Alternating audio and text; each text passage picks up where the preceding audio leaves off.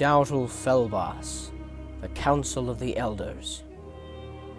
It was a dreary night in Weyhak'duram. Dark thunderclouds filled the sky, and rain poured down upon late-night beggars and merchants traveling through the streets.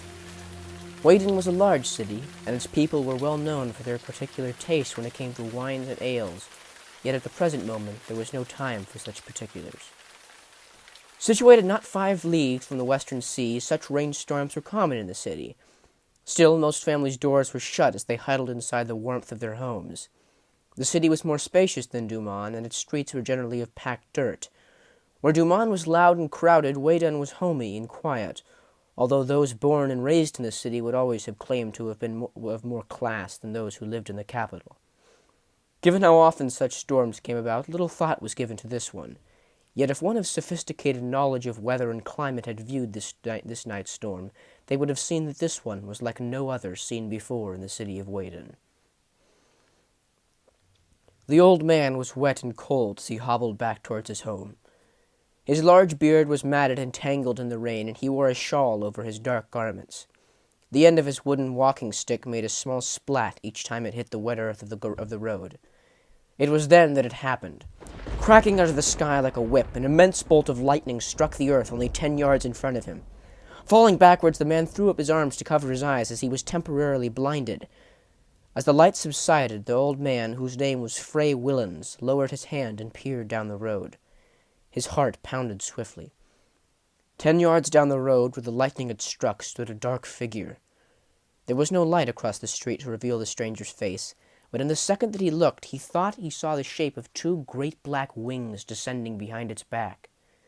But the illusion, for that's what it must have been, was gone in an instant. However, the figure remained, staring down the road towards Fray Willens silently. Struggling, Fray grasped his cane and pulled himself to his feet. His shawl and pants were covered in a thick layer of mud. There was another flash of lightning in the sky, followed by the boom of thunder, and in that brief instant Fray saw the man's face, if man he was. He stumbled backwards away from the man-beast, whatever it was. Then the thing took a step forward, slowly beginning to move toward him. Spinning, Fray turned to run, but as soon as he did, the man stood directly in front of him, ghostly white hair fluttering. Then, from features wreathed in darkness, 2 glowing red orbs burned bright in the darkness where the man's eyes should have been. Fray tried to scream, but only a low moan sounded. Then, moving forward in flickering bursts, it grasped the old man's arm with a clawed hand. Fray felt an electric burst surge through his arm. Then the head, with those glowing red eyes, sprang forward, and in the second before the old man died, he saw the demon as it was, saw the gaping maw as it slammed around his face and gulped him in. Blood sprayed, but that too was gone in an instant, and by the time Valcour departed in a swish of lightning, there was nothing to suggest that the old man, Fray Willens, had ever been there at all. Stayanda, she was known as, but her name meant nothing in the world she lived. 6 dead today, she thought. The world is collapsing, and those stupid archists just keep on coming. Her fangs were still bloody from her last kill, and her yellow eyes shone in the gloom of the dark forest. The lightning storm still raged over the high north, and the rest of Weyhak'duram, she suspected. She had heard the rumors. Did she care? She thought so, but the cares and worries of an Evrelir were a confusing thing. Prowling the woods, she made her way back towards the border, where she was to take watch. Even if Valcour, the demon, had arisen, what could they do? She could talk to him. No, not yet, not without proof. She continued to prowl. Suddenly her ears perked. Had she heard something up ahead? She stopped, listening. And yes, there it was again. It sounded to her like a whimpering, but she couldn't be sure. She strained her ears in the night, but the sound came no more. Taking a cautious step forward, she began to move in that direction, padding softly over the leaf-covered earth. Then, as she came around a tree, she saw it. It was there, 200 yards ahead, behind 2 trees. Her keen vision focused in. There at the base of the tree lay a dead Evrelir, a young male by the looks of it. She could see small horns sprouting from his head. But that wasn't it. No. Crouched beside it and hovering over the dead beast was a dark shape, a long cloak spilling out about the leaves. White hair could be seen sprouting from its head.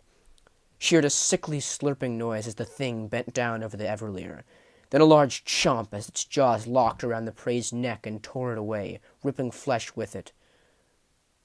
The beast was larger than a man, much larger now as it swallowed the flesh of the helpless animal. The demon seemed to grow before her eyes, and she watched as a black liquid which she knew to be death, pure liquid death, roll from its mouth and drip onto the forest floor. She took a step back. Her paw crunched in the leaves. The demon spun to face her, and she saw the gleaming red eyes. The demon let out a thunderous roar and leapt forward, away from its kill. Spinning, Stayanda darted away into the trees. She had her proof, she thought. She must get to the border. The demon wouldn't cross the border. Fatality wouldn't allow it. But when she turned to look behind her, the demon was gone. She could see no sign of him in the dark forest behind her. Pricking up her ears, she listened, but no sound came. All the same, she sprinted onwards. I must tell him, she thought. I must tell him.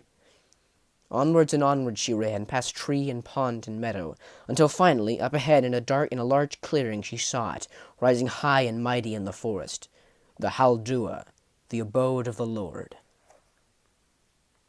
She stopped, panting before the great tree. At its center was a hollow entrance extending down into the ground and the great tunnels of the Weyhak'duram. Outside stood 2 male sentinels, large horns sprouting from their wolf-like heads. I must speak to him, she barked out breathlessly. Slowly the 2 sentinels turned cold yellow eyes upon each other. Then they turned back to her in unison, not saying a word. They didn't move. Stayanda began to move forward towards the entrance, but just as she would have passed the large male Everleers, they leapt in front of her, teeth bared, snarling. She leapt backwards, frightened. I must see him, she repeated. I have seen him. I have seen the demon. You must let me speak to him, she said in the language of the Everleers, the soft barking howls bouncing off the trees around them. Although the sentinels still said nothing, their ears had visibly perked at the mention of the demon. After several seconds, the sentinel on the left turned and padded silently down into the Weyhak'duram, his wagging silver tail soon disappearing into the tunnel. The other, still standing by the entrance of the tree, viewed her coldly. It seemed a tremendous amount of time to Stayanda before the sentinel returned, padding out of the tree, its head bowed as to allow its horns to pass beneath the woody arch. He took his place beside the other once more. The Hydra will see you now, it said in a low, gruff, throaty bark. Her heart began to pound faster as she nodded at the sentinels and padded past them through the arch of the great tree. The passage went down quite far before leveling out. Even then, Stayanda followed the many curving passages through the ground, all lit with burning torches, before she passed into the great cavern of the Hydra. The passage opened up, and she was faced with the sight of the great chamber before her. The ceiling stretched up nearly 60 feet above her head, curving in a great dome, and at its apex there was a circular opening in the roof through which the sky could be seen. It was early morning now, and the dark sky above had the smallest tint of orange. Water dripped in from the sky and trees above, falling seamlessly into a great stone basin which sat in the chamber's center. But now Stayanda's focus was drawn to the great Everleer himself. The Hydra was very large indeed. He sat before her on the other side of the chamber as a wolf would, his head standing nearly 6 feet off the ground. The Hydra was the oldest and wisest of the pack, his long horns stretching up towards the roof, many smaller stems shooting off at all angles. His yellow eyes glowed in the dim gray light of the cavern. "What is your name?" he asked softly yet sternly from the other end of the room. He spoke in the Everleer's tongue, his words softer and smoother than those of the sentinels outside. "Stayanda," she replied, trying to hold back disbelief. No one had ever asked her before. The Hydra smiled as well as a wolf could smile. "Come forward, my child, and let me see you." She padded forward around the great basin. "Sit beside me." She did so. "Now, tell me what happened." And she did. It didn't take long, and when she had finished, he seemed distressed. He continued to ask her if she was sure. He was silent for a long while afterward. The only sound was the drip, drip of rainwater falling into the basin from above. Stayanda didn't dare make a sound. "This is grave news," he spoke finally. "Can you defeat him?" she asked softly, summoning her courage. The Hydra muttered a soft chuckle.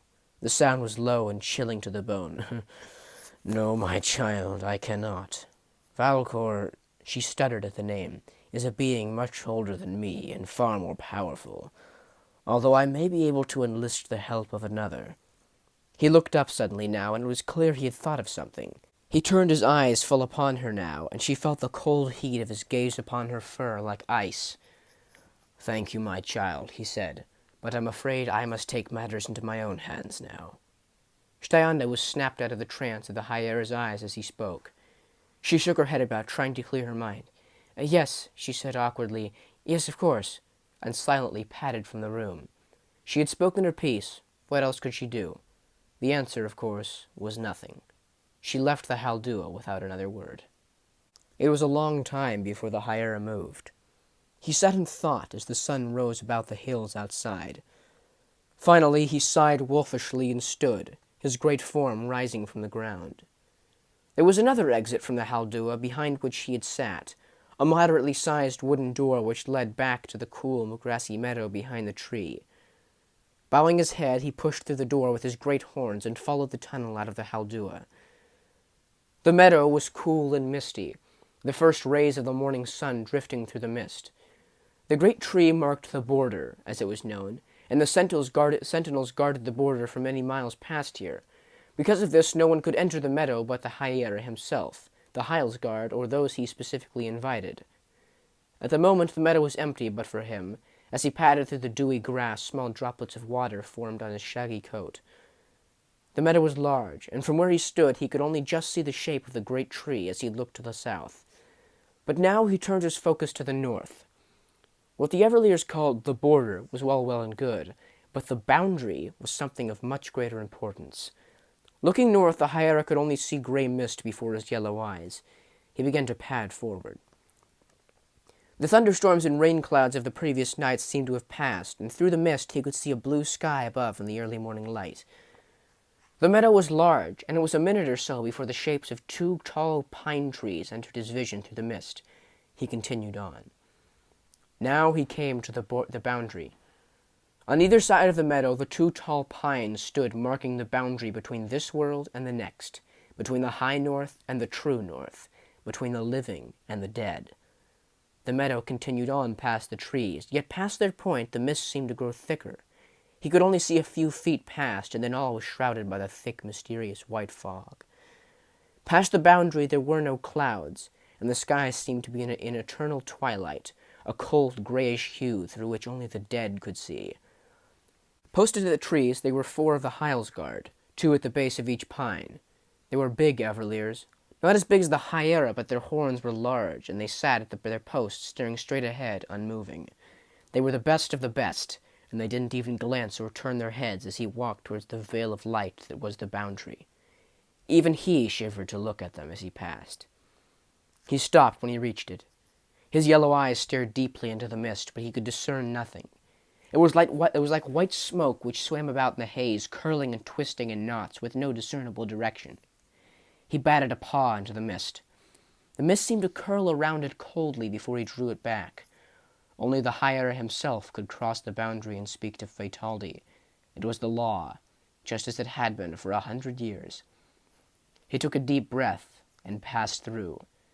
The mist was icy cold, swirling around his coat, which now stuck to his body with water. He trudged forward through the ever-growing fog.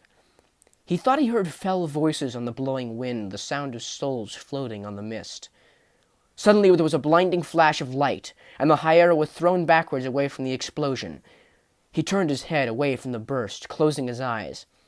When the light passed, he looked back, his head and heart pounding. Before him the mist had cleared. The fog now surrounded a sunlit clearing, a long beam of light falling from the heavens to land upon a great oak tree in the center. He stepped forward once more, his eyes widening at the sight of the tree. It was, perhaps, the most beautiful thing he had ever seen. Wreathed in light, autumn leaves fell silently from the tree, the bark made of the purest wood. Then a lilting voice drifted into his ears, and they perked, listening. "Come," it spoke, "come forward, for you are a child of the forest, and you are pure of heart." The High-Air padded forward solemnly, uttering no sound as he walked towards the tree. When he reached its base, he stopped. "Fatality," he said, and bowed his head low, his antlers almost touching the ground.